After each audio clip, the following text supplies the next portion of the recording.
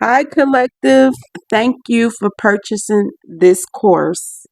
Okay, these are the tools that you're going to need to take notes. Okay, if you listen closely, this should be an easy process for you. This should be an easy startup.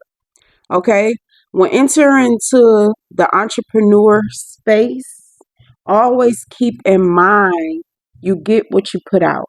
Okay, people can show you how to do something, but it all depends on the energy you put into it.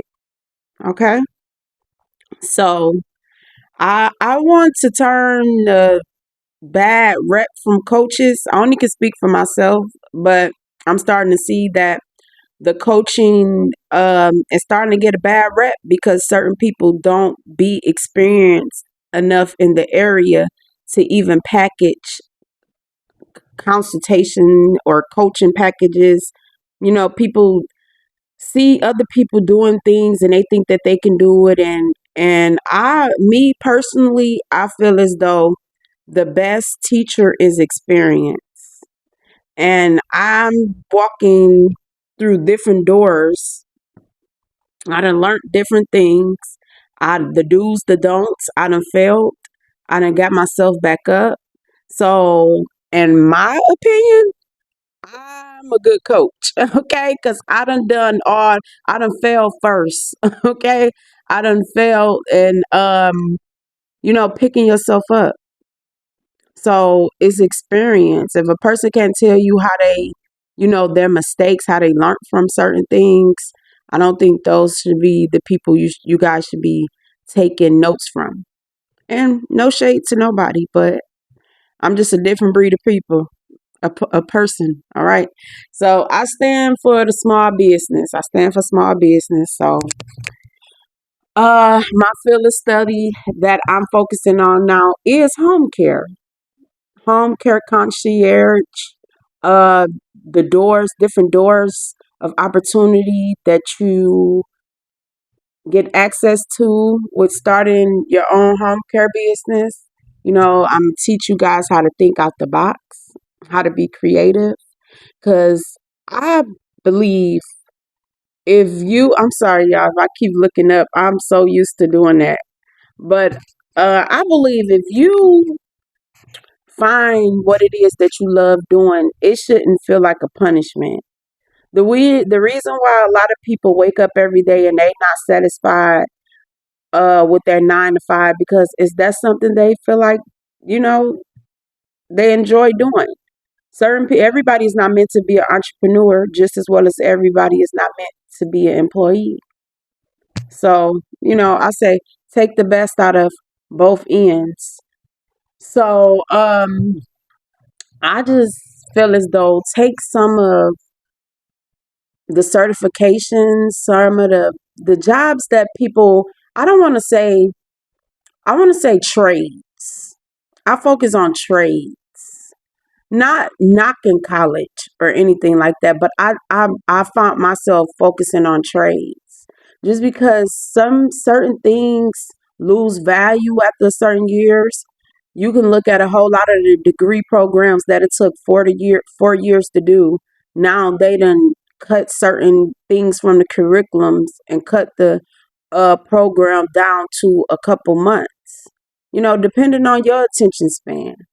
But don't never let someone make you feel as though you're not educated enough or you're not worthy enough to hold a title. Because a whole lot of titles when you get into business, a whole lot of titles is self-made titles because it runs under the qualifications. And I started to see that when I stepped on the other side of business. So we're gonna start off with like caregiver titles. And I like stories because if you listen close enough, you will get the keys. Like you would be like, oh, okay, that's how we access this, how we, access that. And some of these things that I'm going to teach you guys, you can use this if you know the language of business and the language of certain things, you can use this information in a lot of different fields of studies, okay? You will know if you're supposed to be doing something collective. And I say, always keep your connections. All everybody who you come across along your path as you building from startup to foundation to whatever it is. Keep your good connections.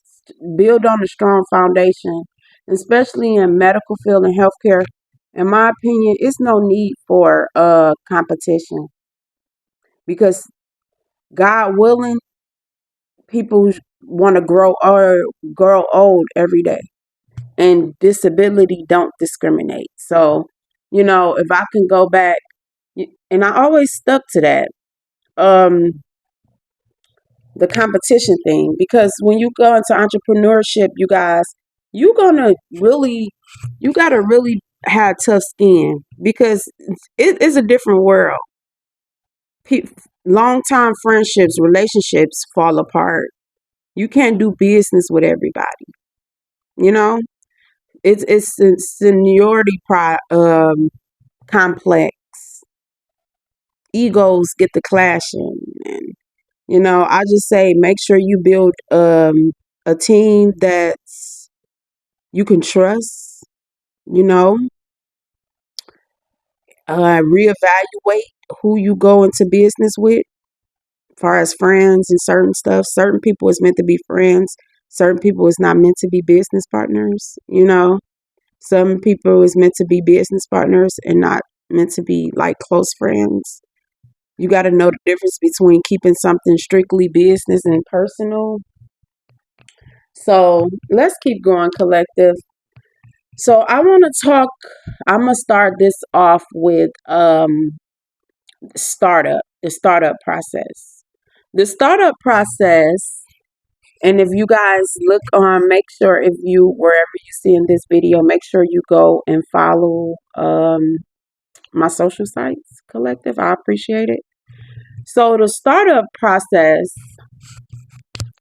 depending on your state, that's the big thing when you going into entrepreneurship and startup businesses and certain things like that.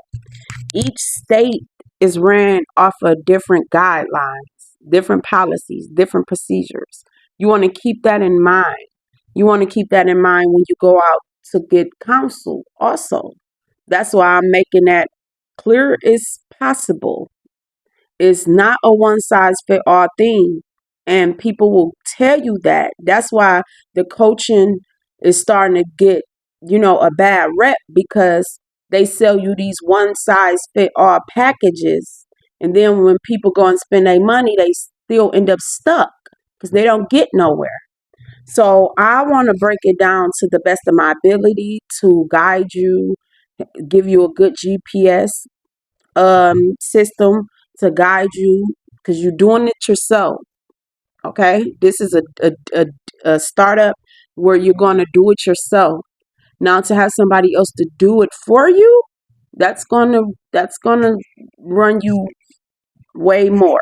Okay, but I want to break it down to you as much as possible for your expansion. If you ever need me, you can come back. If things change, it's different updates, policy change. Um, Politics has a whole lot to do with certain things. Things change, so you have to keep up with certain things. So I will do a new seller. Um, Once you guys get into the membership, far as your business will be a part of the concierge service. It doesn't matter what state you in. If I get a referral, hey, and I can't do the services, I will refer them to a trusted agency. And you guys, as your agency grow, you will have that option to stay a part of the community. Okay, so let's get to the startup. So I know you guys, I probably, just been speaking on a lot of stuff. I'm gonna do an intro on I'll do my intro is gonna be live 101. These are pre-recorded, but my intros will always be live in the community. Okay, but collective, that's one thing you want to think about when you're starting up. Do I want to be a limited liability company? Depending on your state, okay? Those fees can be different. Michigan, I'm going to speak on Michigan. Michigan limited liability company fee startups is very cheap. $50 can get you a LLC. That's if you want to go LLC way, okay? I am not a um I don't have any degree far as business and tell you far as structure. I'm not accountant. I'm not trying to do anything. I'm only giving you information based off of my experience and my knowledge of me in this field, okay? So far as accounting knowledge and all of that, I am not an accountant. I am not trying to go in that field with you guys, all right? So we just gotta put that on the record, okay? But LLCs is very simple. It's a limited liability company, and I don't have a problem with LLCs. But when you get to a certain, you get to a certain tax bracket and certain things, you do want to sit down and talk to somebody to see what's best for you. LLCs, if you register your business right the first time and you stay up to date with your bookkeeping, you should not have a problem. This is a profitable company just off of a startup. Now, if you would like to go into um nonprofit, you guys, I do have resources for you guys to register nonprofit. It's up to you. It's your decision. You have to sit down and think. Is a LLC, you know, worth it, or should I go off nonprofit? Depending on your funds, nonprofits cost more. Okay, LLCs is a little less, but depending on you, collective. Okay, that's where I tell you guys do your research. LLC, nonprofit, limited liability partnerships.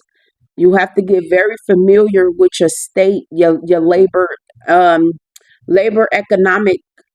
What is it? Labor economic operation.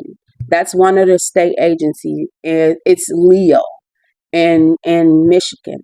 So you want to get very familiar with these agencies after you register your business. If you decide to go towards LLC or nonprofit, when you go nonprofit, make sure you have your board of trustees, your presidents, everybody that you trust to sit on your board. When you're going into nonprofits, you have to have bylaws and different things like that. When you go into LLC, you want to have a mission statement. Some states ask for you to have a mission statement and a business plan. Michigan was not one of those when I started in 2010. I needed a letter of intent.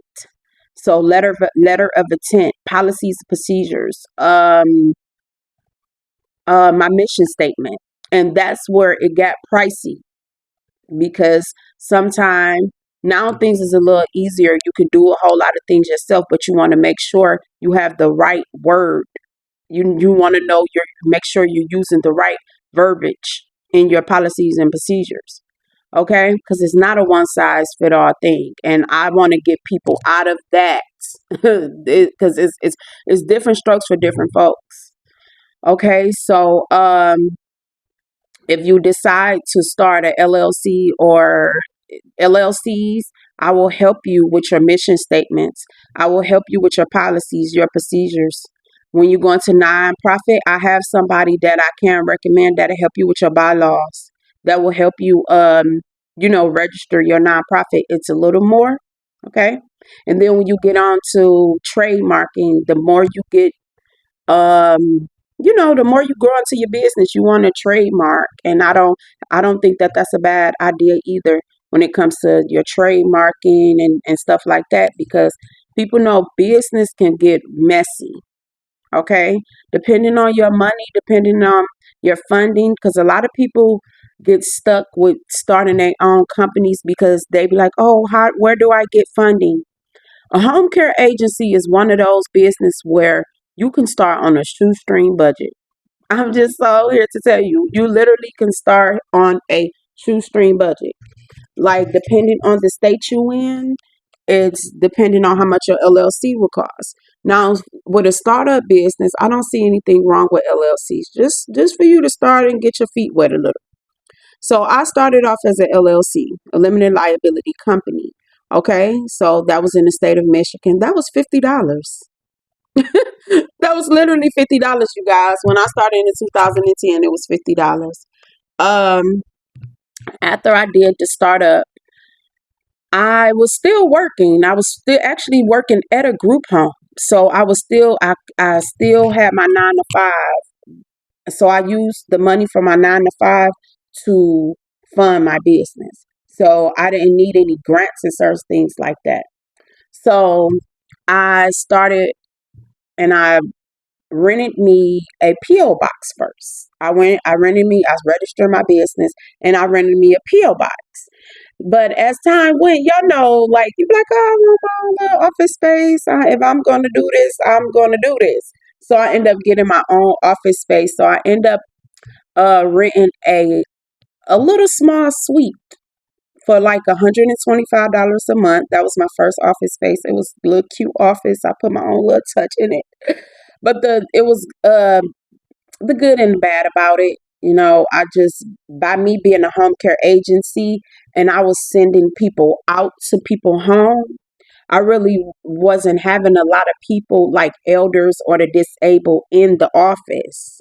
So, but I did do my hiring and certain things there because, I didn't want to have all of that paperwork at my own home and stuff like that. And I knew I was going to have to hire people. And you don't necessarily need an office space, but I started off with an office space because my first job was a home care agency. I was working for a home care agency, and the lady, she met me at Kinko's, you know, and I'm like, oh, okay.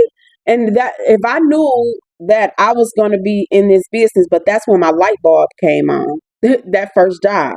Okay. So she met me at Kinko's. So I'm like, so y'all, like I tell you guys, I learned from every experience. So when I got into entrepreneurship, I'm like, do I want to do that? Which I can do that.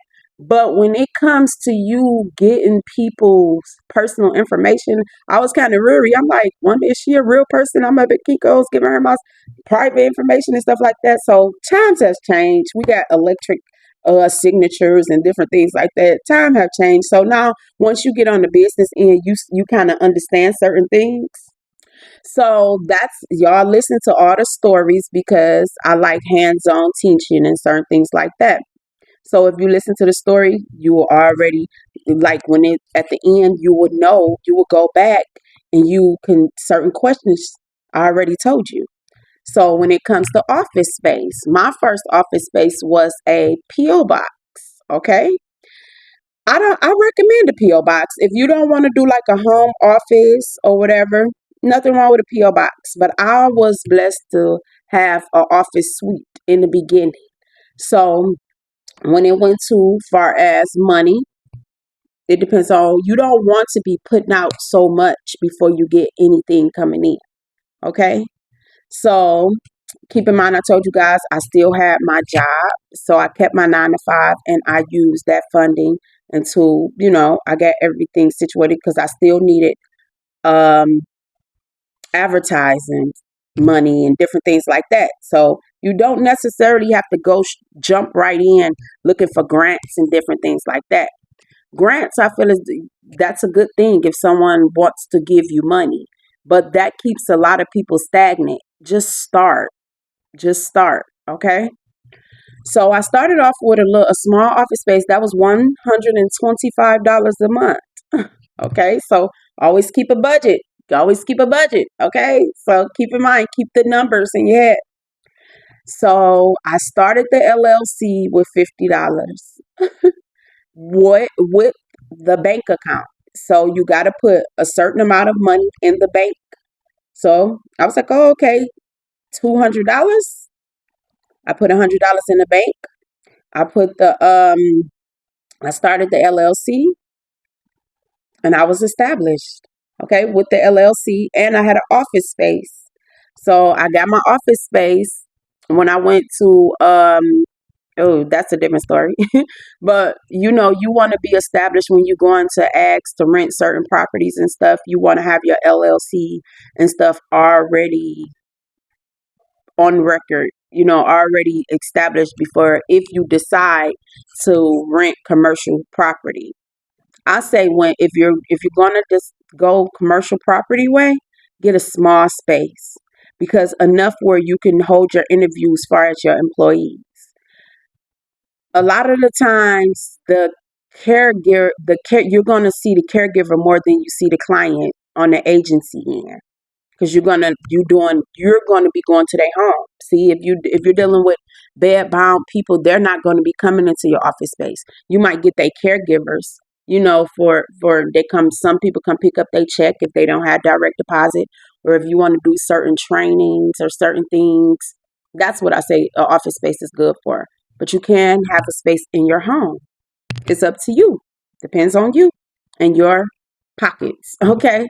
So 2010, we're still in 2010 when I started. I started as a LLC. I got my LLC and I opened the bank account. And after that, I went and looked for a office space. I ended up getting an office space. So keep in mind how much we're still under $175. So we still at $175. So like I said, we winging this thing. Okay, I'm gonna tell y'all how. Tell y'all. Okay.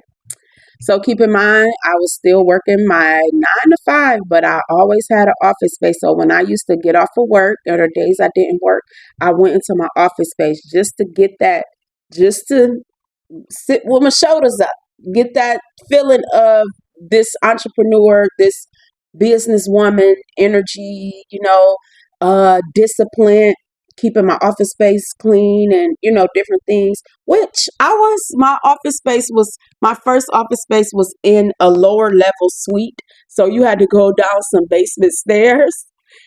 Location, location, location. And that takes me back to I was on a shoestring budget.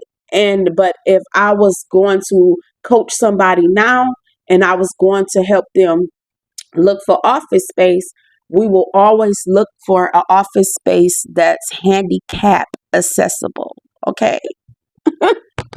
So that was a do and a don't that I learned the first time. I ended up getting an office space, and all praises that I didn't really get a lot of clients that had to walk down the stairs or anything. They called me and stuff because I would have felt some type of way like, oh my God, how is they going to get down here? But I just got what I couldn't afford at the time because I wanted to establish business credit and certain things outside of my own personal home and certain stuff. I tried to separate as much liability from my personal life and my business life. So when I used to leave, when I used to leave my 9 to 5, I used to go straight to my office and I used to sit there. It used to be certain days, you guys, I used to spend the night there. Like, I really, manifestation, like going into entrepreneurship, that's when I really learned how to manifest. So my first office space, it was $125. My LLC was $50. So feel as though that's still a good budget to be established. So that's $175. And then I went and I started an advertising budget. Because keep in mind, I'm getting paid every 2 weeks. I still have to be a mother, take care of my home. Um, and children is not cheap.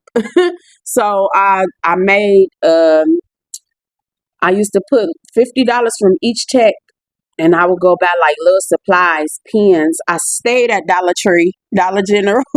So I used to, I was real creative with it. I used to get my office supplies and everything on a budget. Keep in mind, didn't have no clients yet, you guys. I didn't have no clients yet. So I got my office space, you guys, and I got my LLC. With your LLC, if you decide to go LLC, is an annual fee for your LLC. So I will remind you of that also on the consultant side. I will remind you when it's time to update. I will not let you. forget about your LLC update or whatever. That's one of the services. Because I keep track, I'm going to keep track with you guys also. I'm going to be your little reminder. Okay. So, yeah, your LLC, if you go LLC, that's like a yearly annual fee that goes to the state that you start your company in. So, after that, you guys, I went in I went and got my office, and that's one thing they ask. Can I see your corporation papers and stuff like that? So you always want to make sure you on business because it's a business for dummies, okay? And I'm not calling nobody a dummy, but they got a book on it. You know what I'm saying? People make money off of the things you don't know. Okay, so I'm not calling nobody a dummy, but we just gonna. So and I was like, oh, okay, I'm doing good. I'm doing this. I'm just flowing, you guys. If y'all hear that, that is the washer and dryer.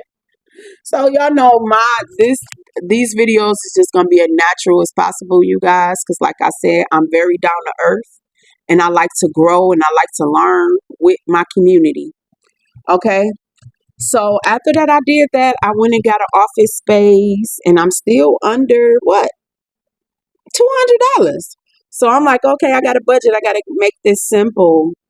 So I did the phone line. Let's talk about the phone line, you guys. In the presentation, you always want to look professional as possible.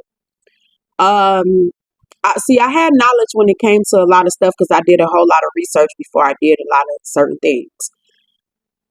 With the phone line, I felt as though I wanted to do a phone line not like my regular cell phone because you want to be able to separate business and personal.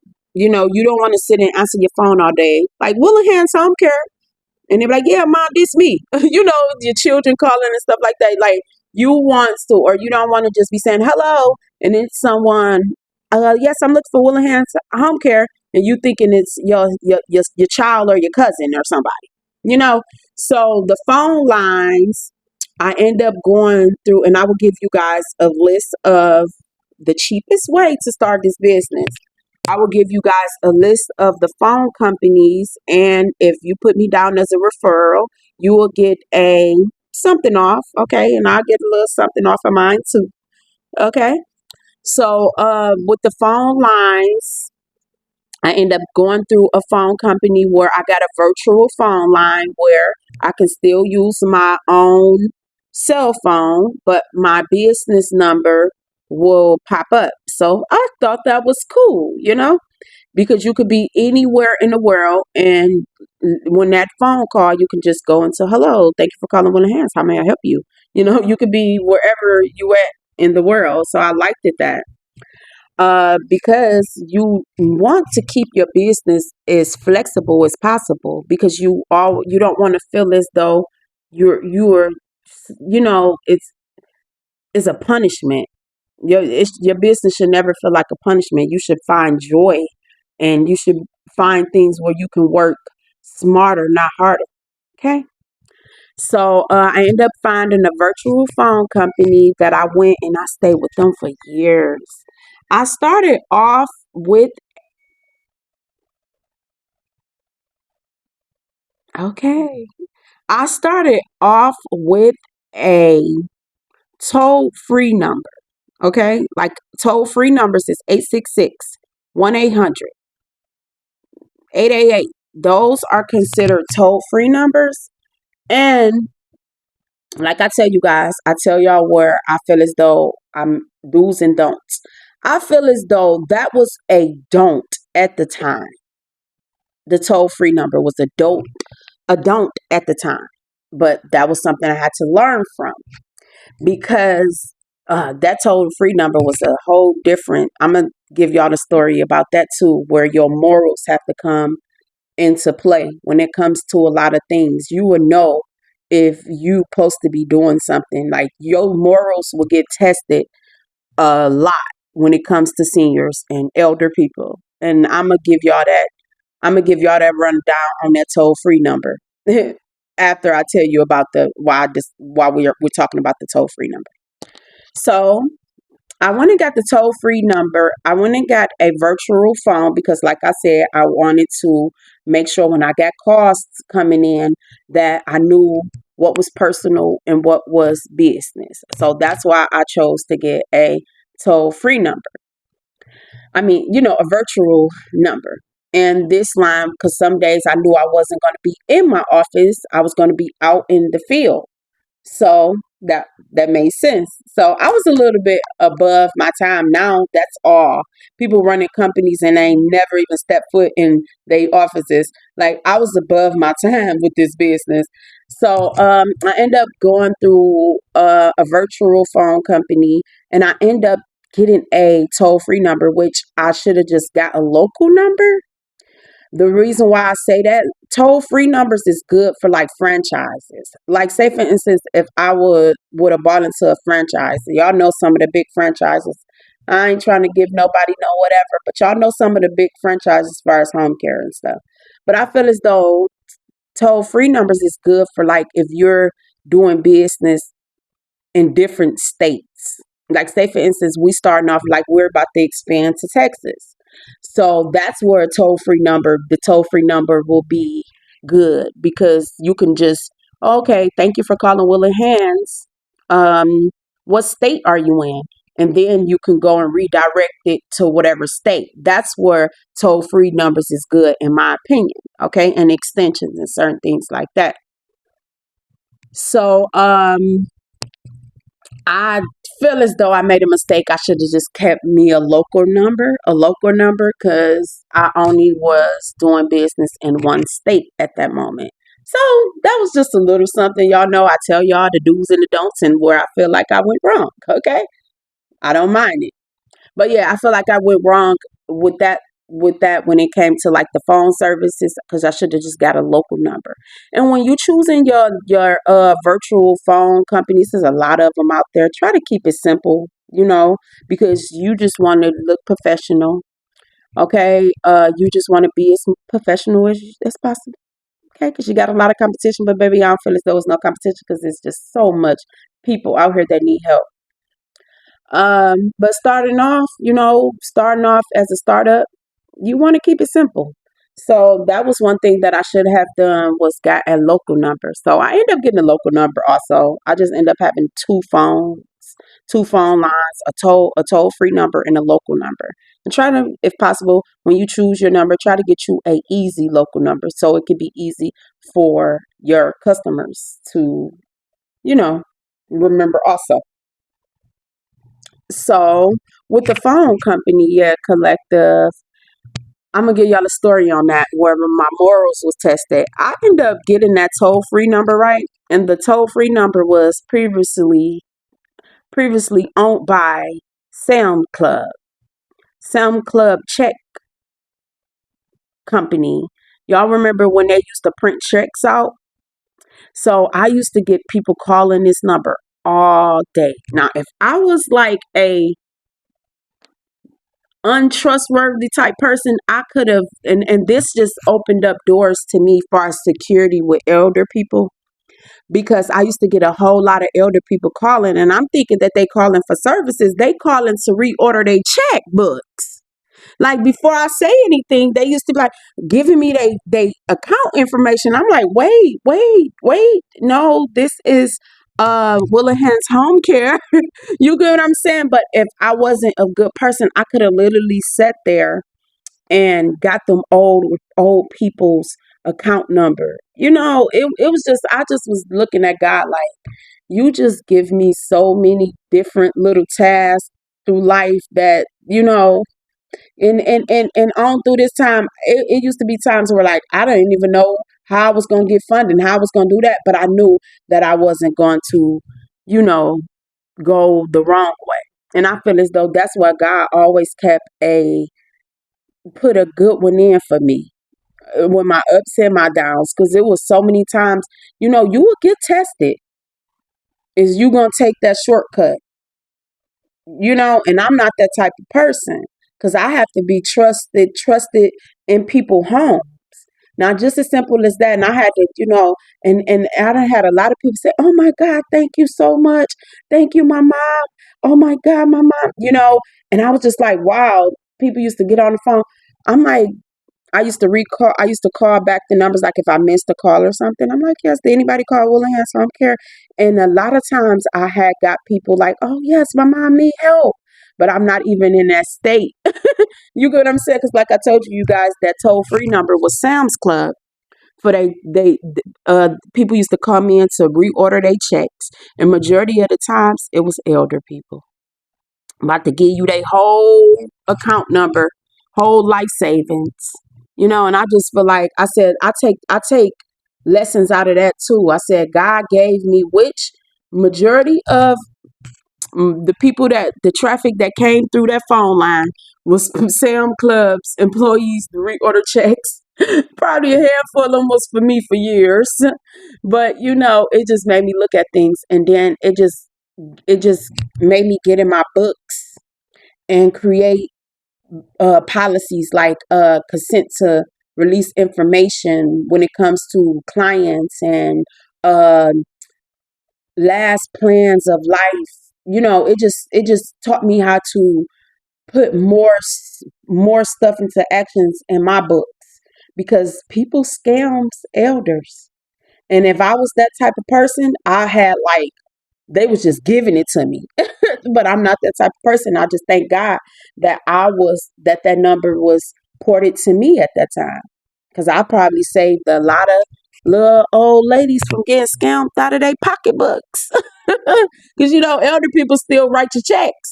Like that's another way too. We're gonna talk about that also when it comes to when you got your clients and you always want to back yourself because you're dealing with people with people loved ones, and they may have dementia. You don't want to be accused of stealing a client's account information and stuff like that because they vulnerable.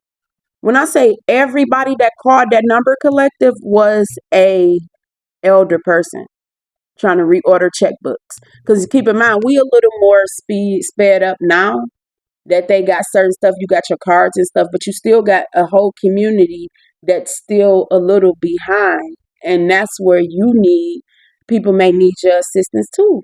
I'm telling you, like, once you open the door in this field, you're going to see it's so much help that's needed. So I started helping elder, like I had end up getting private clients, and I helped them how to create their own emails and just helping them with to stay up to date, like with electronics and certain things like that. Collective is always going to be a need. Okay, so what did we talk about? We talked about the LLC. So I pretty much gave you guys the answers with that in the story time. We talked about the phone company. We talked about your office space. Okay. So what else? After I got the phone company, so I'm like, oh, okay, it's time for me to give me some clients. I need some clients. Location, location, location. So if you are going to go into like an office building or whatever, I just say make sure look at your budget.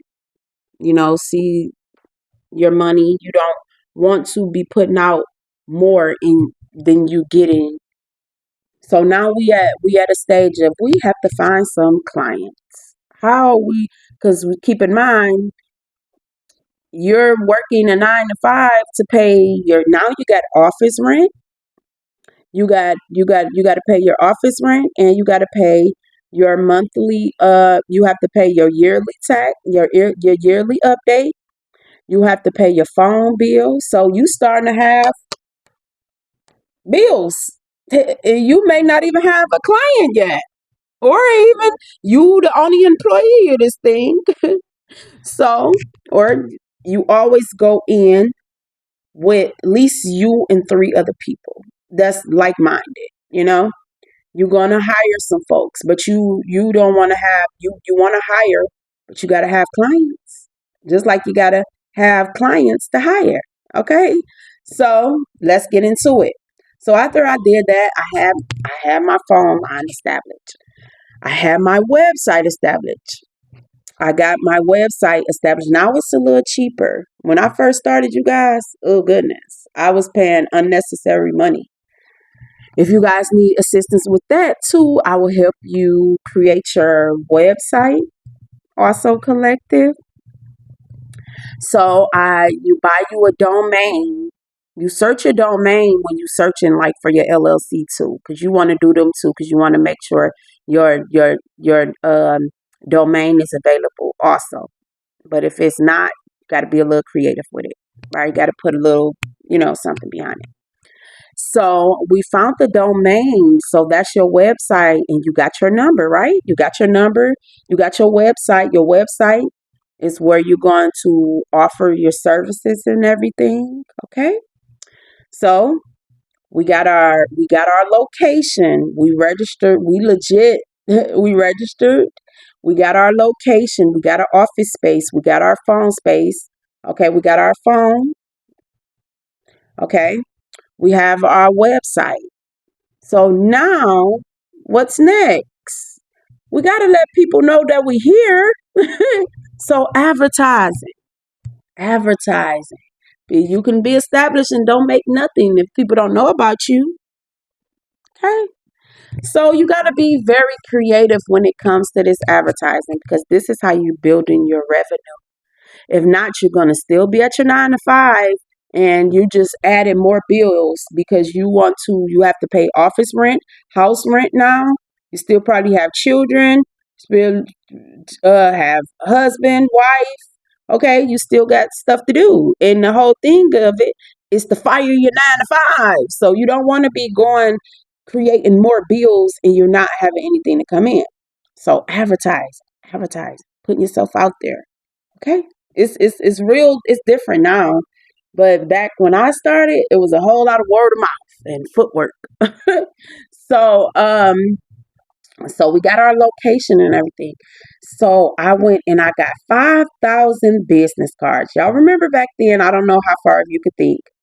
But 2010, 2009, it was like we can get like a 5,000 business cards, flyers, and 1,000 business cards.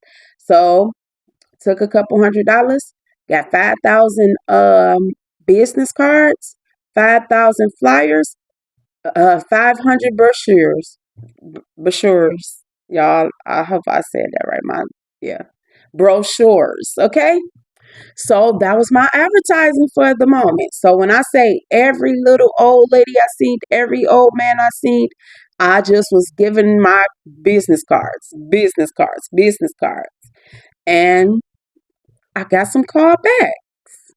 We got some callbacks. So yay! First client. We in business. We got our first client. Alrighty. So now, what's next? You got a first client. How are you going to go into this family home? How are you going to sell yourself? You can't let people know you a brand, you the new girl or the new boy on the block. You want to make sure you go in and you know what you're talking about. Especially when they say, well, how much? An hour. You don't want to just go in there like, oh, whatever you got. No, no. Okay. So your phone is ringing. Your phone ringing. Hello. Thank you for calling. Your phone is ringing. So you get a family. This family wants to pay you cash to take care of their loved one. You say, oh, okay. This is a private duty case. Oh, okay. You're learning. So you get your first private duty case. Private duty, that's private pay, that's cash. That's the best cases in some spaces. Those are the best cases where people is established to pay out of pocket. So you go in. So what to do next, collective? What to do? I got a client. I have a home assessment with them. They calling, they asking, how much do I charge an hour to take care of their mom and their dad? Oh my God, I'm panicking. I wanna sign this contract. Oh my God, how much do I pay? How much? What's the average pay? Oh my God, what do I do? These is gonna be some of the things that's in your mind.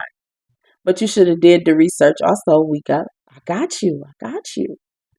So when it comes to you want to be established, you got this office space, right?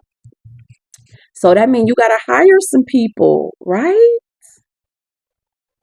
Mm. So how are you going to hire some people, collective?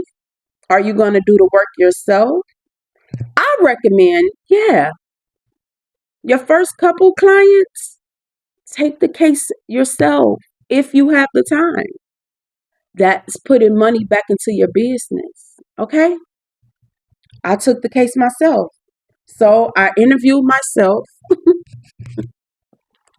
I interviewed myself in the same way I would interview if I was hiring someone. Okay? So the Johnson family has reached out to you for you to take care of their mother. The Johnson family needs a caregiver for their mother 4 days out the week. Okay?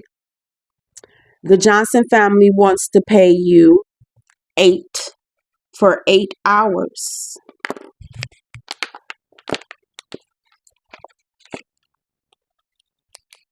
So the Johnson family needs you 4 days out the week. So say for instance, they want you to come and check in on mom Monday, Tuesday, Wednesday, and Thursday. Okay? That's your first private duty case. You don't tell the Johnson family you a new business because you know you can do this because majority of the time you have some experience in this field, so you're comfortable. Okay? Keep in mind I told you guys that my first job was a home care job and I had group home. I was working in a group home. So I'm like, oh, okay, I can do this. Okay, so I say, hi, Mr. Johnson. I will be out. Can we set a in-home consultation so I can get to know the needs of you and your family a little bit more? Whatever day you're available. Oh, that's great. I'm available tomorrow. Can you come tomorrow? Sure can. You have to always make sure you're available because if they don't find the help with you, they're going to find the next agency. So, what do you do when you go to Mr. Johnson's house?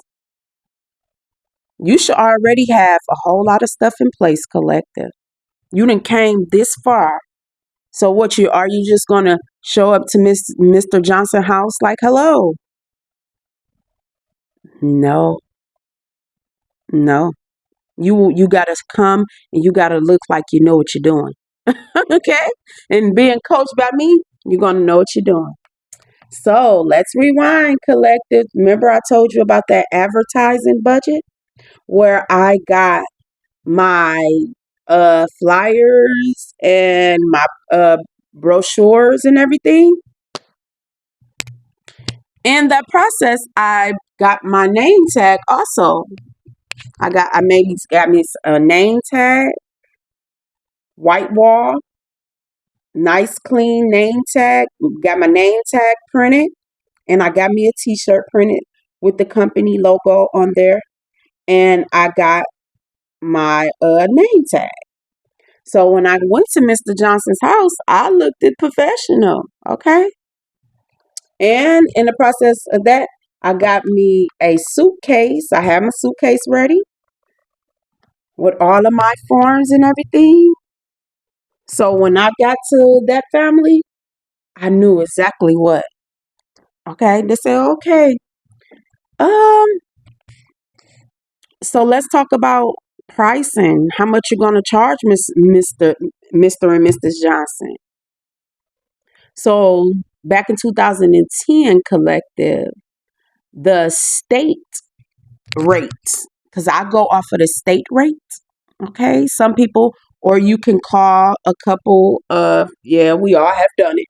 You can call a couple agencies and fill them out to see how much they're charging in the community. So at that time, they were charging $25 At this moment, they were charging $25. So I'm like, oh, okay. I'll charge Mr. Johnson and $24. You get what I'm saying? Because I want this case. And I knew that it was all going to me. You get what I'm saying? This is a private duty case. It was all going to me. So when I did I just used Mr. and Mrs. Johnson's for confidential purposes. You so when I got there, I was like, okay, I got to know them, and they was like, oh, $25, that's fine, that's fine. Keep in mind, they wanted me 4 days out of the week, and they needed me for 8 hours. So that's eight. That's you working 8 hours for those 4 days, right? $25 an hour. Now go back to 2010. Our minimum wage rate was probably like $9 to $11 or something. As a business owner, that's how much you have to meet the minimum wage on a federal and state level. Okay, and that goes back to that also. When you are getting a office space or in your home, you have to have labor law compliance posters. Okay, should nobody walk into your establishment and not see a labor law compliance posters posted, you can get fined without that information. So I kept the poster and I kept a little small one in the book. So y'all, like I said, when you go back and listen to my story, all the answers, you should always find the answers because I touch bases on them all. Okay, so and that help you when you get back and you budgeting out your income and stuff. So at around that time, I felt like that was good, $25 an hour, and this family only need basic needs. They only needed Mr. Johnson, Mrs. Johnson's would they could do a lot of things on their own. They needed medication reminders, like reminding to take their medication. They needed assistance with a light housekeeping, things like that. So in my mind, I said, "Whoa, that's good money. $25 an hour. That just that I wasn't even making that at my 9 to 5. See, and out of that $25 an hour, and see, they didn't know that I was going to be the person that was going to be their caregiver. They were open to um split shift caregivers, like because I always say have a main caregiver and a backup plan. So they didn't mind that. They was like, oh, okay, yeah, they didn't mind different people, but some family they don't want different people. But this family didn't mind. I was like, oh, okay, we in there, we in there. So it was $25, and at that time, our state minimum wage was like $10, $9 or something.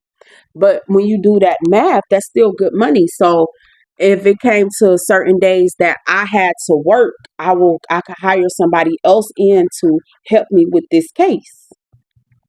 So I for the first few weeks I did it personally because that helped build me some revenue. So I did it personally, and then I hired somebody else to help me. You see? So with that $25, I end up giving my caregivers like $10 or $11 or whatever. I can't remember exactly. But the rest of it goes to me. You see? So that was good money. And that was a description of a private duty case. So when it comes to people saying like, how do you get your clients? It depends on you. You got discharge nurses. You got regular back then. I got a lot of I had half a million off of um word of mouth, and staying in my neighborhood, knowing, older people and stuff like that.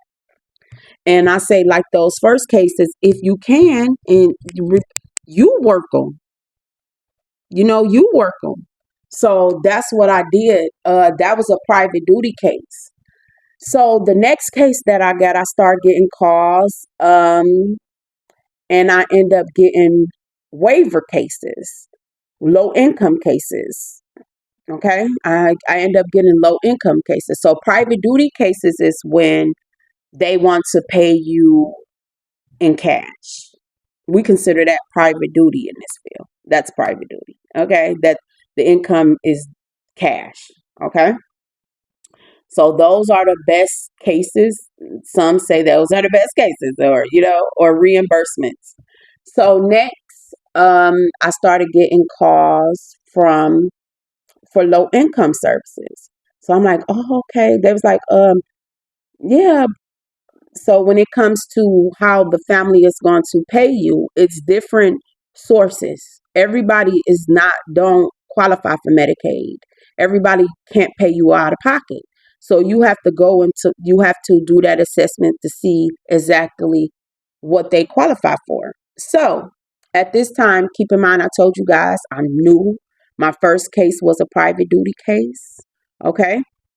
So now I'm getting the case. I get a client and her caregiver quit. She was a client underneath the Department of Health and Human Services. And she wanted me to be her caregiver, through the agency. I'm like, oh, okay. So there goes a roadblock. There goes a roadblock. But I'm going to show you guys how to get through it. So as an agency, I couldn't take that case as an agency because I wasn't a provider. My agency, I was already established as a home care business, but I wasn't established as a provider under the Department of Health and Human Services to take that case. That was the way that they reimbursed through that waiver agency. So I end up taking that case just to see. I end up taking that case individually. Keep in mind, y'all told y'all I was hey, I get it, I get it. So I ended up taking the case as an individual. So that as an individual, it wasn't underneath my agency. But keep in mind, I already told you guys I already was established, but I wasn't a provider through to be able to take that case far as to have that under my agency. So I went in and I helped her under my personal as an individual. So I'm like, oh, okay. So I wasn't getting as much money as I would have got if she was a client underneath my agency. Okay. But it's not that simple. I can tell them, yeah, I'm an agency. But if I'm not underneath them, register underneath them, then I'm not qualified under, you have to register under their company. So I went through the background checks and everything, and I end up providing services to this client through me, through my own personal. I got my own personal provider ID number. So I got my foot in through the door a little bit. I'm like, oh, okay, okay, okay. So I was still, that gave me time to cut hours, to be a mother, to take care of my household. I'm like, okay, I already set a date. I'm out this job. I'm out this job, because I end up having a private duty case, and I had this new case. Okay. And I already knew about certain stuff when it came to the waiver agencies because I had other disabled people that I helped in the past. So I went into the waiver agency as an individual, just to build my portfolio. And then as time went by, I'm like, I can do this. I can do this. I already was established. My payroll company, I already have my payroll company. And that's another thing. You guys, you want to establish a payroll company. We're going to speak on payroll. Awesome. But keep in mind, I'm a household. I'm pretty much an individual. I'm out here networking just off my own time right now. So, but I already had a payroll company established. So I put myself on payroll because keep in mind, I had a private duty case that was paying me with cash. So you wanted to keep up, with your bookkeeping. So I end up getting a payroll company, you guys. And I went through big payroll companies, which I like things has changed now. And I was putting out so much more than what I did. I didn't even have a portfolio yet. I didn't even have I really, I didn't even have like 10 clients yet. And I was paying $100 every 2 weeks every time I cut a check. Because every time that private duty case paid me, I cut myself a check. You know what I'm saying? Because I still needed to show proof of income and certain things. And as I built this business credit. But I just say when it comes to payroll companies, make sure you get a good payroll company and learn how to do certain things yourself, collective. Like far as with the agency, if that's too much for you guys, that's something that I do offer is bookkeeping for your agency. Also, I will keep up with your books. All right. So, so I end up getting that case, end up getting that low income case, and with the low income case through the waiver reimbursement agency, through it, they call it different things in different states. Okay, collective. So this is like a home health program, and this woman was a part of that program. So I had to do provider enrollment into that agency. But I enrolled as a individual provider, right? Because keep in mind, it's certain things that you had to go through before the agency. So I was like, oh, okay. So I started off just to secure my portfolio. I did the work hands on. I took that case personally, and the family was okay with knowing that I was starting a business or whatever, that I wasn't going to always be the person to help, but they was okay with that. That was my private duty case or whatever. So I end up getting my agency. I started in 2010. I started my business in 2010. I end up getting accepted into um as a state provider, as a state provider in 2015. So that was through Medicaid. So I was able to take on low income clients that couldn't afford to pay me cash. So I end up being able to get reimbursed through the state agency. So I'm like, oh, okay. So I end up went through my neighborhood and got, people was like, oh, you got a business. Yeah, yeah, yeah. So I end up building my portfolio through word of mouth. I got my provider ID number, so that put me in a different tax bracket. Now I can get, well, at that time when I first started collective, if I can remember, these is my old notes, my old paper, but things have changed, collective. So when I first started just on like an agency, far as like on agency in 2010, because y'all know I keep everything. Now they kind of pay in Michigan in each county because they go by county. They go by county, and in Michigan, Wayne. I started off in Wayne County because that was where I resided. So I got majority. My business was started in Wayne County, Grosse Pointe Park. That's a little outskirts from Detroit. So, in Michigan, when I first started, the agency rate was, I don't want to mistake it, you guys, because I always read my bulletins, especially because that's government funding and certain stuff like that. So these agencies is pretty much state funded agencies because everybody can't afford to pay you, you know, $25 or whatever out their pocket. So,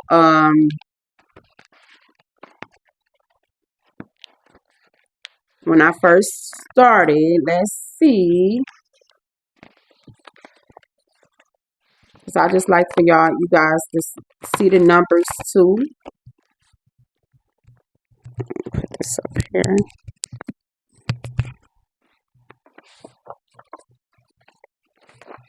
So you can kind of balance. Because I don't have a problem with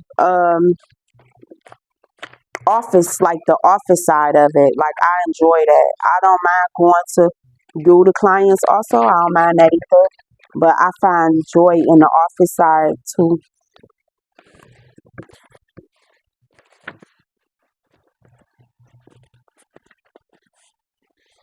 Collective, I thought I had it, but you guys gonna get all of this. Y'all gonna get all of this in your binder. Everything that we talk about, you're gonna get everything in your binder. Okay, so yeah. So you should always be able to go back and find the answers to certain things.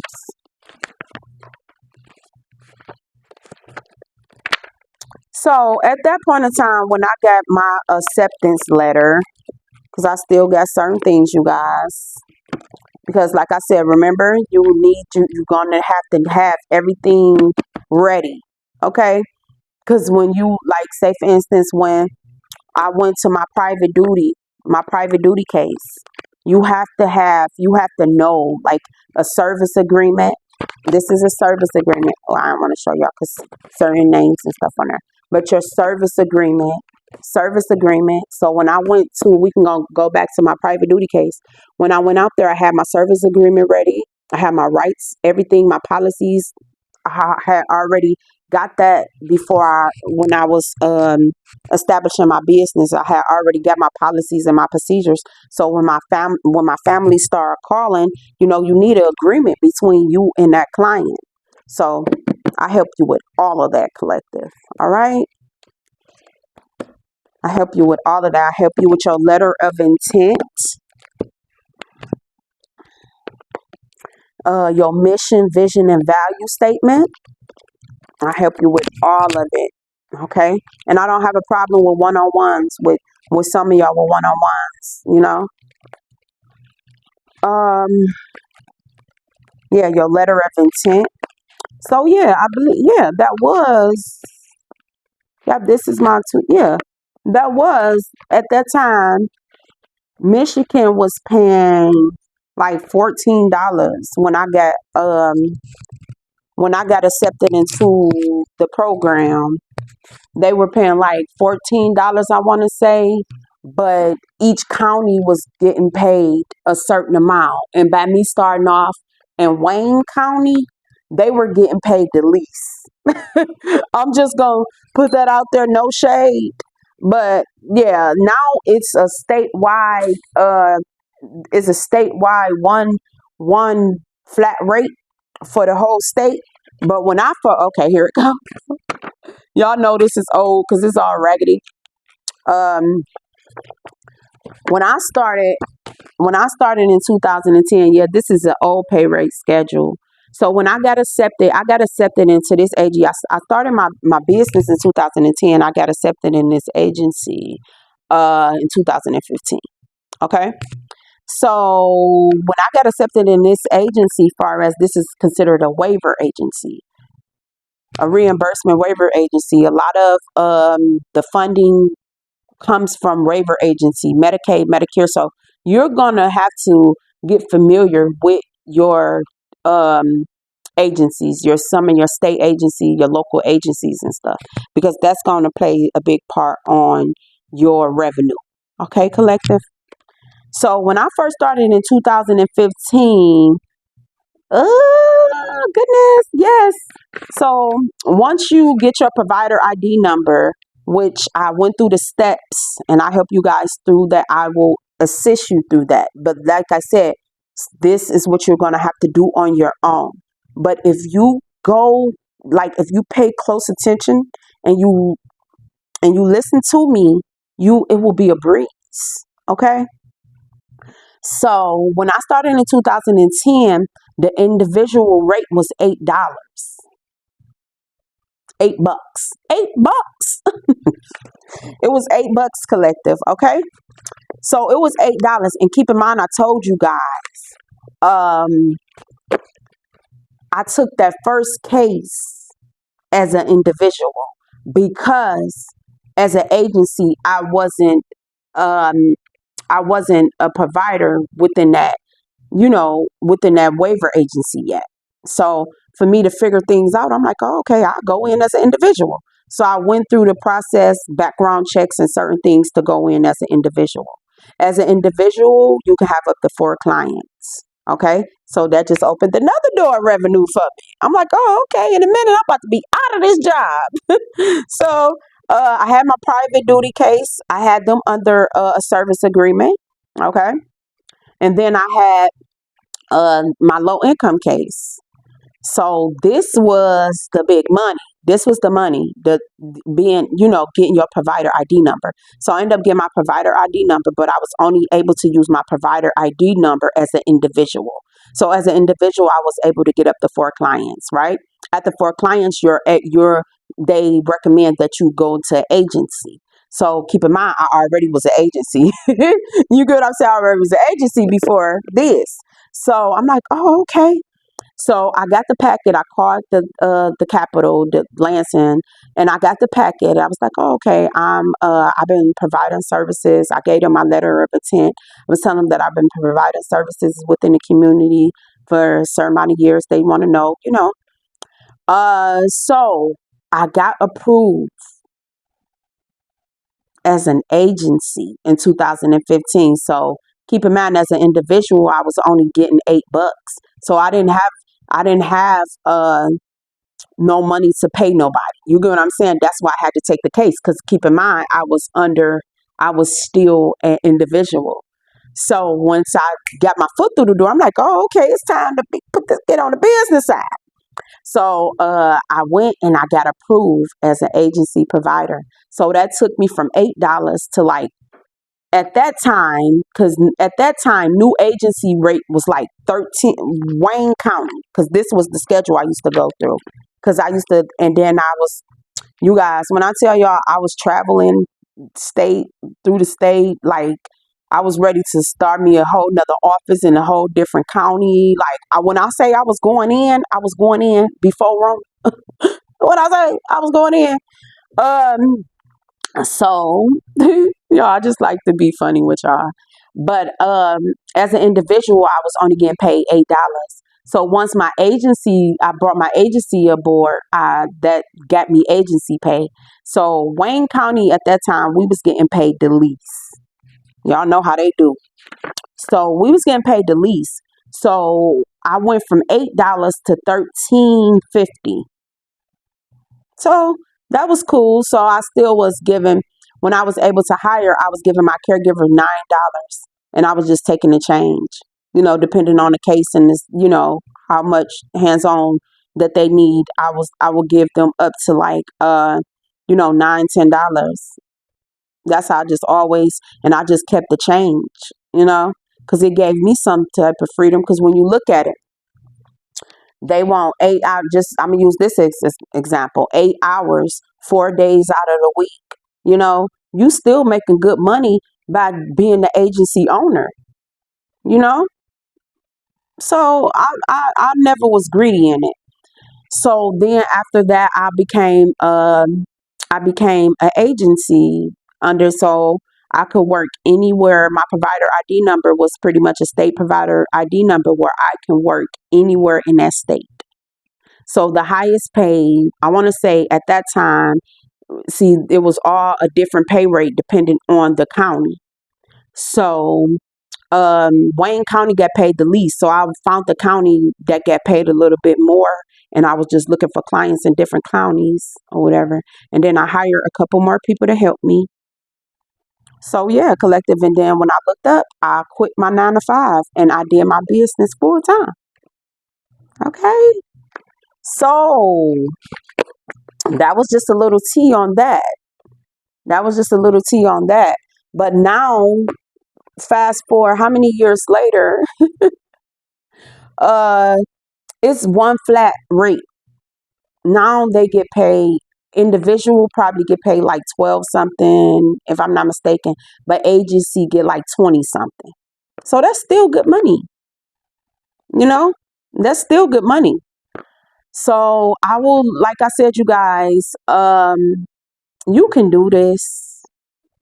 Just don't come in thinking like it's competition, because no, disability does not discriminate. Disability don't care how big, how small, how tall, how short. Okay? And just keep that in mind.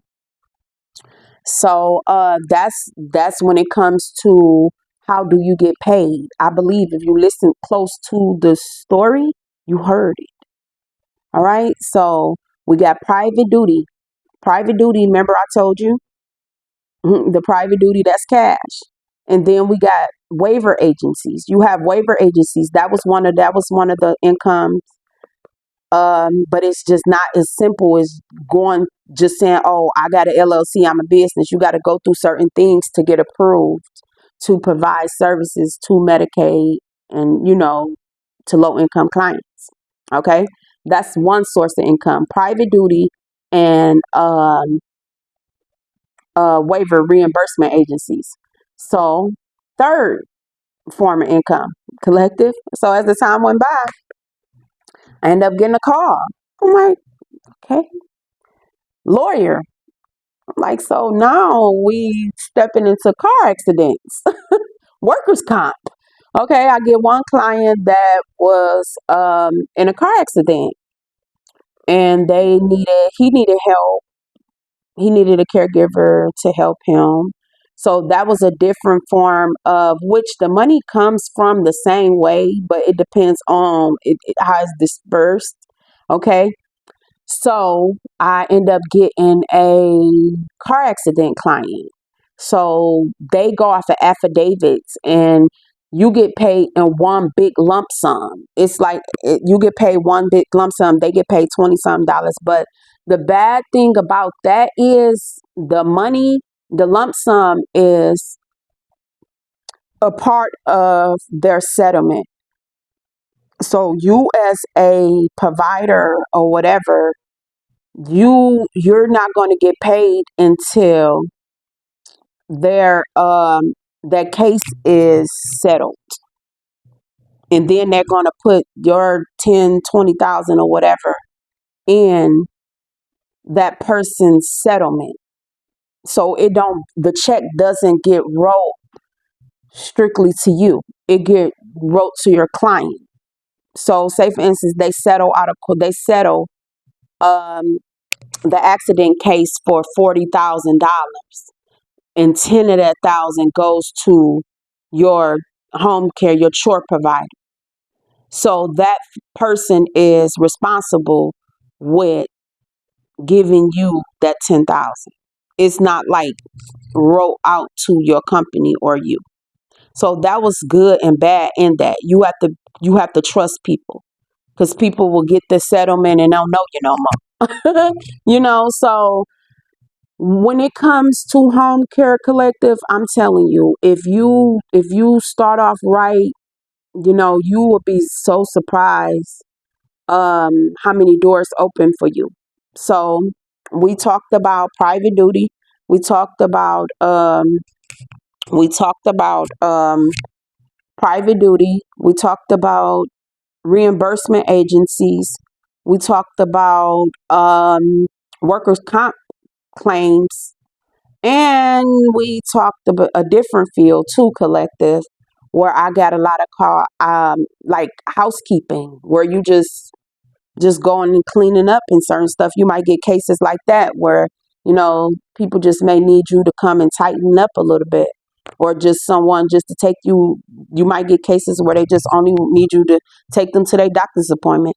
You might get cases where the loved ones stay out of town and they just need you to do a check-in every month. You know, it depends on you and your because each person's service plan is going to be different. So you got to be creative with it. Um, and I got a few like mom to mom cases, collective, where um certain certain trimesters of your pregnancy where you're bed bound and you may need a caregiver. Those are cases too that you might get. Collective. The most one that I can say that I got was cosmetic. I got someone paid me to help them through their cosmetic. Um, they had got cosmetic surgery back through the recovery. So, like I'm saying, collective is so many doors that open, doors of opportunity in this. So, like I said, disability don't discriminate. Some people volunteer themselves to be disabled, and that's like cosmetic. People that when it got tummy tucks, breasts, BBLs, you know, nose job, like whatever it is, it's like Once you really establish yourself, you okay. And that was the thing. Like, I just had to just go with the flow and just be myself. And it was like so many doors open for me. But that's what I got for y'all. I'm gonna, just start doing these more. I'm gonna upload this icebreaker video. I feel like I gave a lot of information if you guys listen closely, you know.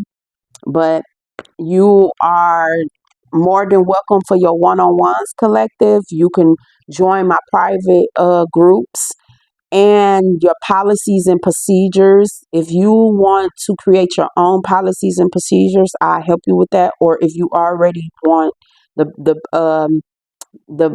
procedure handbook that I created. Okay.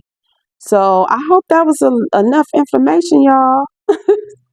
And we're going to talk about group homes too. We're going to talk about group homes collective.